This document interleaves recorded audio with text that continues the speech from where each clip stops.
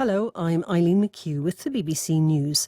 The European Union says Serbia and Kosovo have reached agreement on how to normalise relations 15 years after Kosovo declared independence. The announcement was made by the EU's foreign policy chief, Josep Borrell, after talks continued into the night in North Macedonia. I can announce that Kosovo and Serbia have agreed on the implementation annex of the agreement on the path to normalization of relations between them, between Kosovo and Serbia. The parties have fully committed to honor all articles of the agreement and implement all their respective obligations expediently and in good faith. Mr Borrell admitted that the accord was not as ambitious as hoped, but he said both sides would enjoy significant benefits. An earthquake has struck off the coast of Ecuador, killing at least 13 people and damaging buildings in several cities. Half of Ecuador's provinces felt the effects of the quake, which had a magnitude of 6.8, according to the US Geological Survey. Leonardo Rocha reports. The southern province of El Oro was the worst affected. The emergency service said people there are still trapped inside collapsed houses. Videos on social media show people digging through rubble. President Guillermo Lasso has asked Ecuadorians to remain calm while the authorities assess the extent of the damage. The tremor was also felt in northern Peru. This is the strongest quake to hit Ecuador since 2016, when nearly 700 people died and thousands were injured. The international agreement that allows Ukrainian grain to be shipped out through the Black Sea has been renewed. Grain exports from Ukraine have been a key part of the food supply for the developing world. But there is a lack of clarity as to how long the deal will last, as Imogen Folks explains. Ukraine said, great, it's been extended for 120 days. That's what we asked for, kind of hinting we got what we wanted. Russia then hit back saying, no, we've told all our partners in the Black Sea grain deal that it's been extended for the 60 days that we said almost a week ago we were prepared to accept.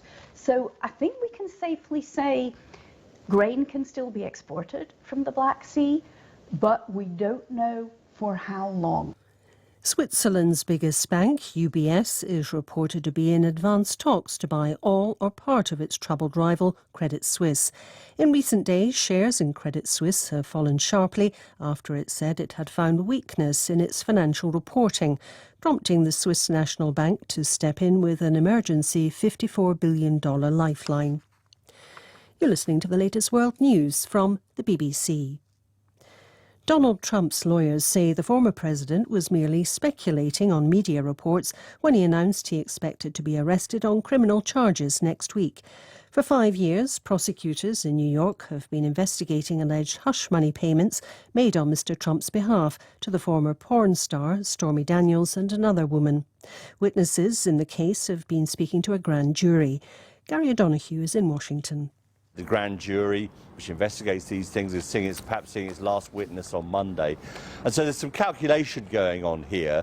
Donald Trump believes that this is going to happen at some point next week. There's a lot of people think that may be true. The New York Police Department, we understand, is preparing in case there's some sort of circus, some sort of spectacle around that courthouse. So there are some indications that this could be on the books. There's nothing official from the district attorney that this is going to happen at time X on day Y. The authorities in Brazil say that criminal gangs have carried out more than 250 attacks in the northeast of the country since unrest began there on Tuesday, triggered by protests against prison conditions. In the latest violence, houses and cars were set on fire in the city of Natal. A huge humanitarian relief operation is continuing in Malawi, where the UN says more than 500,000 people were affected by Cyclone Freddy.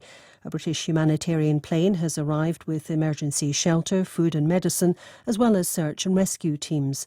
More than 430 lives were lost. Dozens of Malawians are still missing. The Vatican says its embassy in Nicaragua has been closed at the request of President Daniel Ortega.